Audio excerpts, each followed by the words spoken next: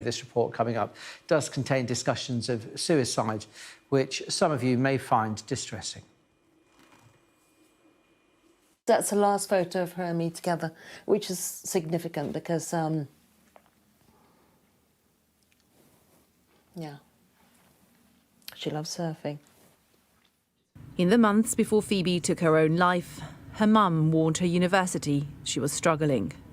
Phoebe found lockdown isolating, and then her father was diagnosed with terminal cancer. But her mum says she was left in the dark about how bad Phoebe got. She did have a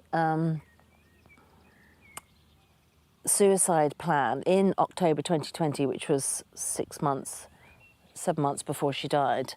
And she told the university about her suicide plan.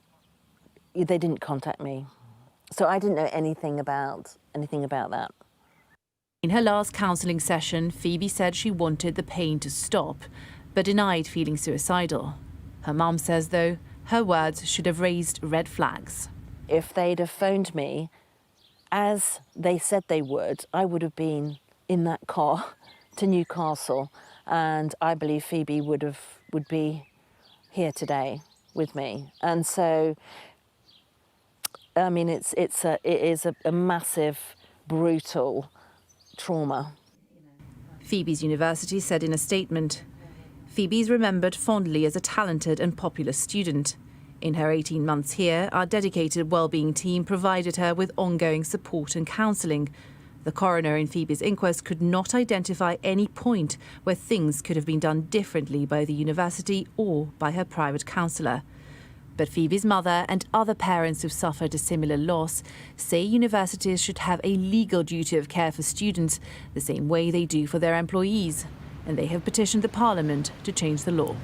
The Higher Education Minister, Robert Halfon, said that he shared the bereaved parents' aims and that universities need to prioritise mental health. But he stopped short of committing to any new legislation. For Maxine Carrick, that's not enough. She only found out after her son Oscar's suicide that he had previously tried to take his life. But the consent to share information that he gave weeks after that wasn't applied retrospectively.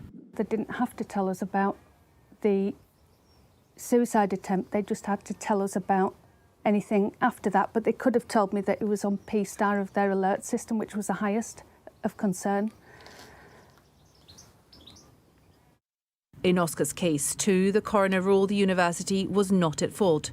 Sheffield Hallam said they take student health and mental well-being extremely seriously and were engaging on consent issues on a sector-wide level.